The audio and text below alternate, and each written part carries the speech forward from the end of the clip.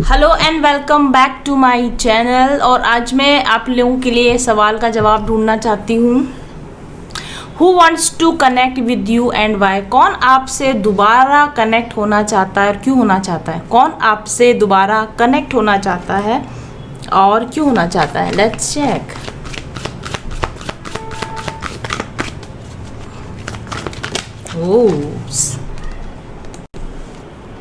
Wow, we have the chess queen card. Chess queen, oh, ये कोई ऐसा इंसान है जो आपके साथ में गेम बजाता है कि गेम खेलता है, जिसके साथ आपकी हार जीत की, जिसके साथ आपका कोई मैच चल रहा है।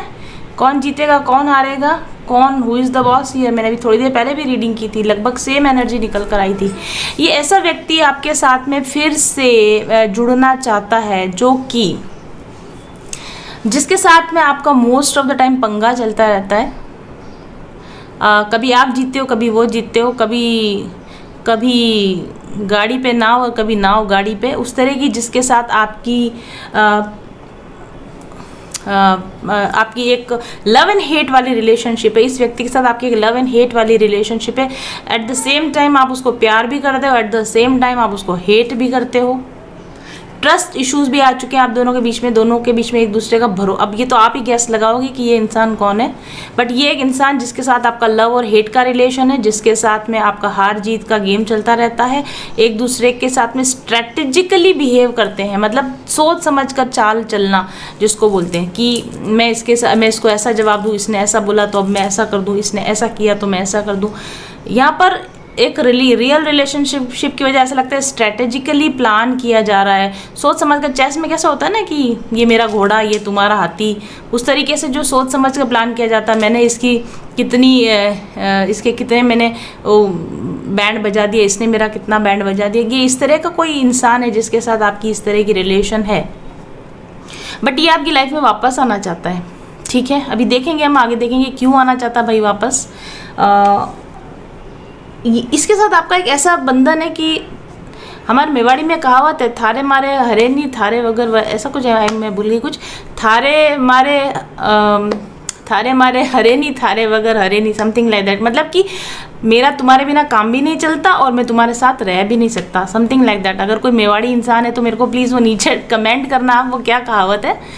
तो मतलब मेरा आपके साथ में काम भी नहीं बन सकता, मैं आपके साथ भी नहीं रह सकता, मैं आपसे अलग भी नहीं रह सकता, मैं आपसे डिस्कनेक्ट होके भी नहीं रह सकता, मैं आपसे कनेक्ट होके भी नहीं रह सकता। हम ज़्यादा लंबे समय तक एक दूसरे से दूर भी नहीं रह सकते और ज़्यादा लंबे समय तक एक दूसरे के साथ भी नहीं रह सकते। ये एक ऐसा इंसान है जो कि आपसे फिर से कनेक्ट होना चाहता है। क्या आपको टैरो रीडिंग्स देखकर बहुत फैसिनेटिंग फील होता है? क्या आपको मेरी टैरो रीडिंग्स पसंद है? और क्या आप आश्चर्य करते हैं कि 2-4 कार्ड्स देखकर इतनी डिटेल रीडिंग कैसे की जाती है? कैसे किसी के बारे में कार्ड देखकर सब कुछ बता दिया जा सकता है? और क्या आप भी ख्वाब देखते हैं कि आप भी ऐसे टैरो रीडर बने, आपका भी एक यूट्यूब चैनल हो और उस पर आप भी एक प्रोफेशनल टैरो कार्ड रीडर की तरह लोगों को गाइड कर सकें? तो बस तैयार हो जाइए, क्योंकि आ रहा है mindful journeys professional tarot card reading. अभी फिलहाल नाराज़गी चल रही, मुझे लगता है आप दोनों के बीच में काफ़ी नाराज़गी चल रही है। एक ने या दोनों ने ऐसा दिखा दिया कि ठीक है, मुझे कोई फ़र्क नहीं पड़ता, जाओ मेरी बला से। दोनों ने ही ऐसा कर दिया हो सकता है, लेकिन नज़र पूरी आपके ऊपर है। मतलब जैसे हम कनखियों से देखते हैं ना किसी को, कि हम डायरेक्टली उसकी तरफ नहीं देख रहे होते, लेकिन तिरछी नज़र से हमको सब पता चलता है कि वहाँ पे उसकी लाइफ में क्या चला। तो ये इंसान उस तरीके से कनखियों से तिरछी नज़र से आपके ऊपर नज़र रख रहा है। मे बी आप भी उसके ऊपर तिरछी नज़र रख रहे हो, आप भी उसके मूव्स को बहुत क्लोजली ऑब्जर्व कर रहे हो कि इसने क्या किया, मैंने क्या किया। अगर इसने ऐसा बोला अब की बार तो मैं ऐसा बोल दूंगा, इसने ऐसा बोला तो मैं ऐसा बोल दूंगा। इस तरह का जिसके साथ आपका रिलेशनशिप है, और ये अगर ये व्यक्ति आपकी लाइफ में नहीं है या आपसे बातचीत नहीं कर रहे हैं, तो ये आपसे फिर से बात करना चाहता है, ये आपकी लाइफ में फिर से आना चाहता है। और देखते हैं who wants to come back into your life. तो who wants to come back into your life? Who wants to come back into your life? The metal king. अरे ये बहुत टफ इंसान है, ठीक है, बहुत मेटल के जैसा टफ इंसान। ये आसानी से झुकेगा नहीं, ठीक है। पुष्पा ये आपकी लाइफ का पुष्पा है। ठीक है। ये हर समय आर्मर लेके तैयार खड़ा रहता है कि बस भिड़ने को तैयार, लड़ने को तैयार। अगर आपने इसको कुछ बोला एकदम एग्रेशन में आ जाएगा, गुस्से में आ जाएगा। आप उसको अरे अरे मेरा मतलब ये नहीं था भाई, ये इतना चढ़ाने की ज़रूरत नहीं थी, इतना गुस्सा करने की ज़रूरत नहीं थी। बट ये इंसान का जैसे कि जो गुस्सा है नाक पे चढ़ा रहता है, इसका पारा हमेशा 7वें आसमान पे चढ़ा रहता है। आप बोला और मैं चला, विक्रम और बेताल की तरह ये मतलब आपके गर्दन पे चढ़ जाता होगा। जैसे आपने कुछ बात बोली और ये बोलेगा कि अच्छा तुमने मुझे ऐसा कैसे बोल दिया, और आप कुछ छोटी सी बात कहोगे, ये उस बात का बतरंग बना देगा, उसको वॉर में कन्वर्ट कर देगा।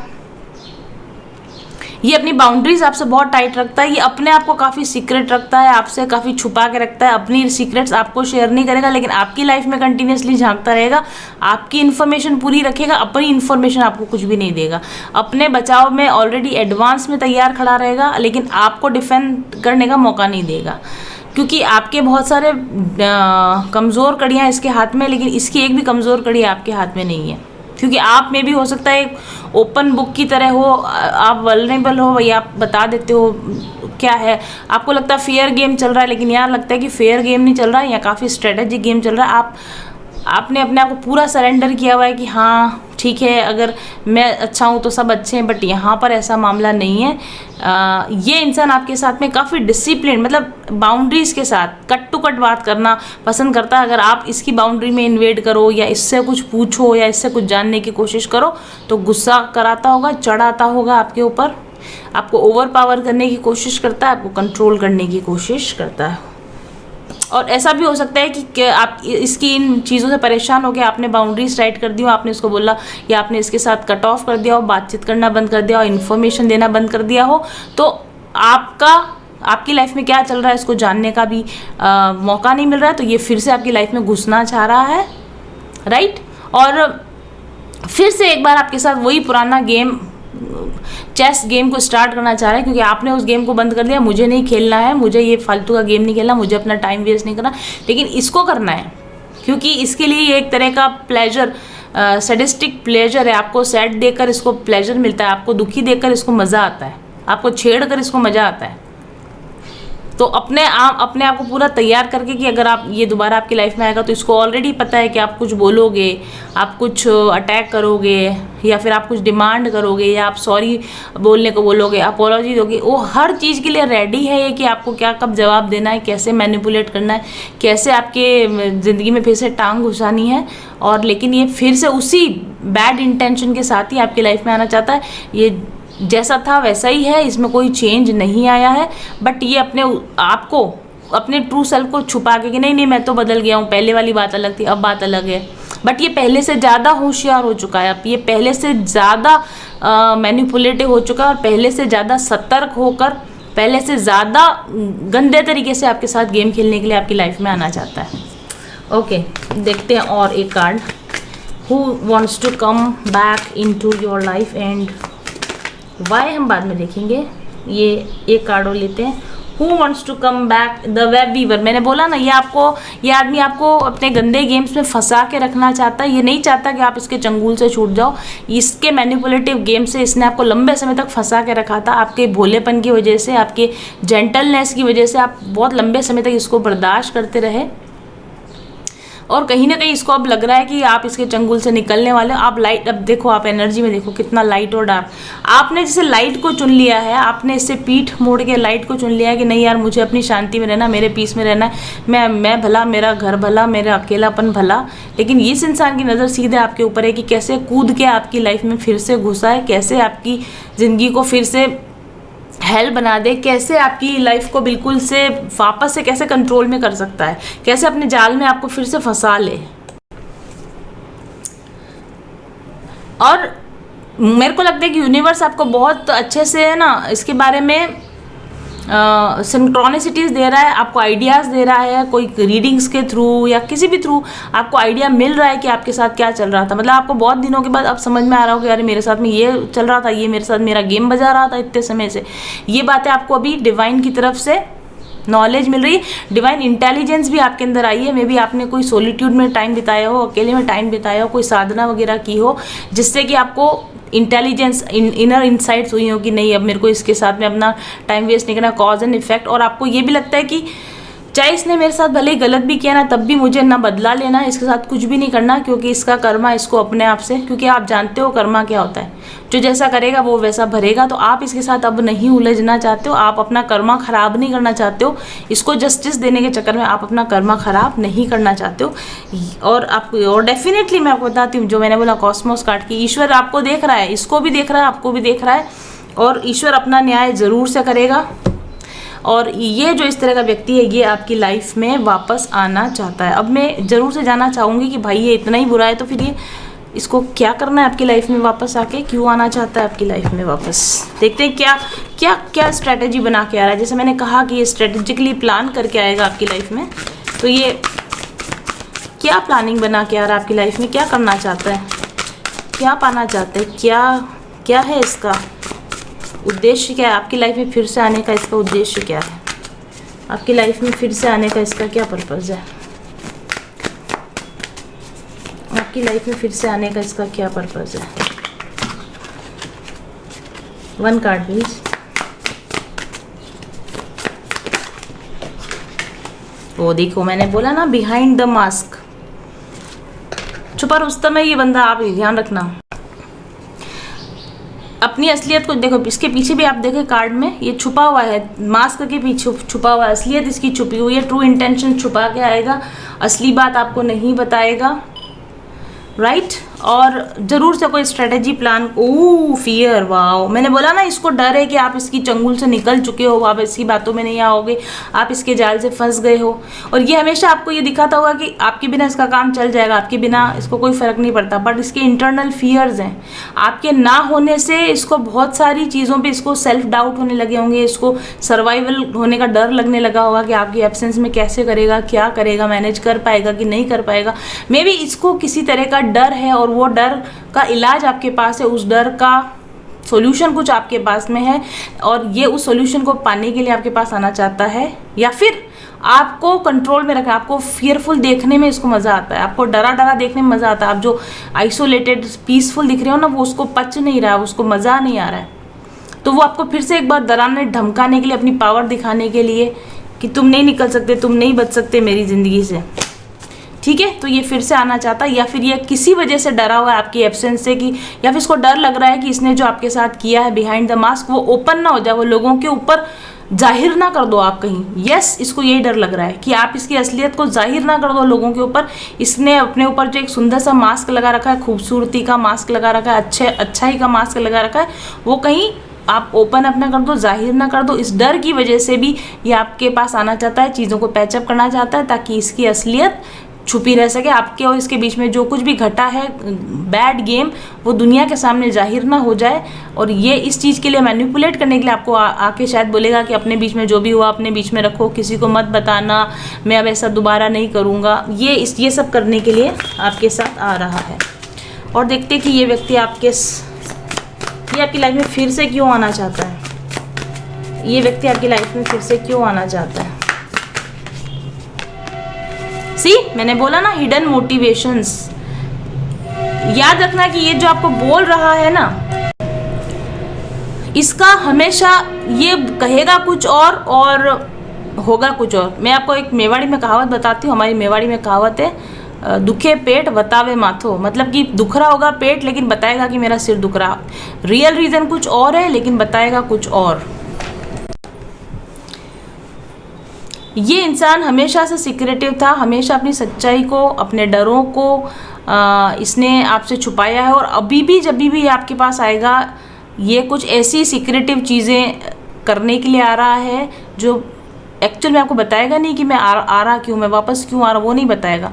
मे भी ये कह सकता है कि सॉरी बोल देगा, झूठ मूठ में सॉरी बोल देगा, या पुरानी बातों को भूल जाने दो, अब हम अच्छे से रहेंगे, प्यार से रहेंगे। लेकिन इसका जो कालापन है, इसके अंदर का जो कालापन है, इसके अंदर की जो डार्कनेस है, इसके अंदर का जो मैनिपुलेटिव बिहेवियर है, ये डेफिनेटली चेंज नहीं हुआ। Present bottom of the deck पर प्रेजेंट पावर, ये अभी भी यही शो करना चाहता है अपने आप को और आपको कि इसकी अभी भी आप पर चलती है, इसकी अभी भी आप पे पावर है। और ये साम दाम दंड भेद कुछ भी करके फिर से आपको अपने कंट्रोल में लेना चाहेगा, आपको अपने पावर में लेना चाहेगा, और दुनिया की नज़रों में काम कूल कंपोज बन के कि देखो मैंने कैसे चीज़ें सॉल्व कर दी, मैं कितना समझदार हूँ, मैं कितना अच्छा हूँ, कि मैंने कैसे बिल्कुल मतलब कि जो चीज़ें मेरे हाथ से जा चुकी थी, जो चीज़ें मेरे कंट्रोल में भी नहीं थी, मैंने कितनी समझदारी से उनको रिजॉल्व कर दिया, मैं कैसे सब कुछ सिचुएशन को अंडर कंट्रोल में लेना जानता हूँ। इस तरह का एक फसाड ये दूसरे लोगों के सामने क्रिएट करना चाहता है, कॉन्फ्लिक्ट। ये फिर से आपके लाइफ में आने के बाद आपको फिर से उसी तरह के कन्फ्यूजन्स में, उसी तरह के बैड गेम्स में, चेस गेम्स में, मैनिपुलेशंस में फंसाना चाहता है, लेकिन छुप के। इस बार मैंने आपको बोला कि ये ज़्यादा सतर्क होगा इस बार, और ज़्यादा बारीकी के साथ अपने गेम को खेलेगा, और ज़्यादा ध्यान रखेगा कि इसकी गलतियां लोगों के सामने उजागर ना हों। तो ये पर्सन कौन है, अब तक आपने गैस कर ही लिया होगा। अगर ये रीडिंग आपको रेजोनेट करी है तो प्लीज़ कमेंट करके बताइए कि कैसी लगी आपको ये reading. Thank you very much for watching. पारस होता है ना, मैम एक तरीके से पारस हैं, और जैसे ही उन्होंने हमें टच किया, हमसे जुड़ी, मतलब हम उनसे जुड़े, हमारी लाइफ भी अच्छी होने लग गई। अब मैं बहुत खुश हूँ, बहुत खुश। सफलता, समृद्धि और सुकून से भरी जिंदगी आज सब है मेरे पास। क्या ये हमेशा से ऐसी ही थी? नहीं। आज से कुछ साल पहले मैं अपनी नौकरी में परेशान थी, अपने स्वास्थ्य से समस्याओं से जूझ रही थी, तनाव में रहती थी, और पर्सनल रिलेशंस में शांति बनाने के असफल प्रयास करती रहती थी। उच्च शिक्षा और अच्छे आर्थिक बैकग्राउंड के बावजूद जिंदगी में जैसे कुछ भी मन पसंद नहीं घट रहा था। ऊपरी तौर पर सब कुछ अच्छा था, लेकिन अंदर से जैसे मैं खोखली हुए जा रही थी, खाली हुए जा रही थी। मैं रोज ईश्वर से प्रार्थना करती थी कि मैं एक बेहतरीन लाइफ जीना चाहती हूँ, जिसमें सब कुछ मेरी पसंद का हो, सब कुछ मेरा तय किया गया हो। और एक दिन शायद मेरी प्रार्थना सुन ली गई, और अचानक मेरे ध्यान में और बाहर की दुनिया में भी ब्रह्मांड के रहस्य जैसे मेरे सामने खुलने लगे, उजागर होने लगे। मनुष्य को कैसे जीना चाहिए, आनंद पाने का क्या मार्ग है, कैसे मनचाही जिंदगी बनाई जा सकती है। जब मैंने यह खोज शुरू की, एक के बाद एक सुखी जीवन के सिद्धांत मेरे हाथ लगते चले गए। फिर क्या था, रिसर्चर तो मैं पहले से थी ही, खुद पर ही एक्सपेरिमेंट्स करने लगी। जैसे जैसे सफलता के सूत्र मेरे हाथ लगते जाते थे, खुद पर अप्लाई करती जाती थी और देखती थी कि क्या सही है और क्या गलत। तो लगभग 2 साल की रिसर्च, अथक प्रयास और निरंतर अभ्यास के बाद आखिरकार मेरी ट्रांसफॉर्मेशनल जर्नी समाप्त हुई, और मैंने अपने आप को एक नए अवतार में पाया। अब मैं खुश थी, संतुष्ट और बहुत आनंद में। अवसरों की कोई कमी नहीं थी मेरे पास, और बंधी बंधाई जिंदगी और बंधी बंधाई नौकरी की बेड़ियां भी मेरे हाथों और पैरों में से खुल चुकी थी, और सारी दुनिया का प्यार, नाम, पैसा, शोहरत सब कुछ मिलने लगा, रिश्ते अच्छे होने लगे। तो मुझे महसूस हुआ कि जो मैंने पाया है उसे खुद तक सीमित ना रखूं, उसे बांटा जाए। एक भरपूर जिंदगी जीने का रहस्य लोगों को पता होना चाहिए। और फिर जिन तरीकों से मैंने खुद को अपने बेस्ट वर्जन में कन्वर्ट किया, उनको व्यवस्थित करके अपना एक कोर्स बनाया, स्पिरिचुअल हीलिंग कोर्स। इस कोर्स को पिछले 1 साल में 100 से भी कहीं अधिक लोगों ने अपनाया है और इसका लाभ ले चुके हैं। अपनी परेशानियों से बाहर निकलकर आज एक खुशनुमा मनचाही जिंदगी जी रहे हैं, जिनके रिव्यूज आप रोज पढ़ते हैं। तो अगर अभी तक आपने इस हीलिंग कोर्स का लाभ नहीं लिया है तो ज्वाइन कीजिए और बदल डालिए अपनी पुरानी बोरिंग जिंदगी को। पारस होता है ना, मैम एक तरीके से पारस हैं, और जैसे ही उन्होंने हमें टच किया, हमसे जुड़ी, मतलब हम उनसे जुड़े, हमारी लाइफ भी अच्छी होने लग गई। अब मैं बहुत खुश हूँ, बहुत खुश। मेरी फैमिली लाइफ बहुत अच्छी हुई, लड़ाई झगड़े जो चिक चिक चिक चिक चलती थी सब खत्म हो गई। कहूँगी कि वो एक धरती की एंजल है। ईश्वर ने उन्हें चुना है कि जिस चीज को हम नहीं देख पा रहे वो हमें दिखाए और हमारा रास्ता सुगम करे। तो आप सब लोग वहाँ जाएं, आप उनका कोर्स लें, और लेने के पहले आप देखें, आप उनसे रीडिंग कराएं, और रीडिंग कराने के बाद आप देखें उनकी चीज़ों को अप्लाई करके कि लिटरली ये कितना हेल्प करती है हमारे लिए। तो मैं तो बस अभिभूत हूँ उनसे मिलकर, और ईश्वर का बहुत बहुत धन्यवाद करती हूँ कि मुझे उन्होंने ऐसा मेंटोर दिया, ऐसा वीडियो को देख रहे हैं या जिन तक ये पहुँच रही है। तो अगर आप भी अपने लाइफ में कहीं ऐसा स्टक फील करते हों और चेंजेस लाने की कोशिश कर रहे हैं पर चेंजेस आप ला नहीं पा रहे हैं, तो आप डेफिनेटली मैम के हीलिंग और मैनिफेस्टेशन कोर्स के साथ एक बार जुड़िए। और मैं आपको इतना विश्वास दिलाती हूँ कि आप यूनिवर्स को और खुद खुद को अपने इस डिसीजन के लिए ज़रूर से धन्यवाद देंगे।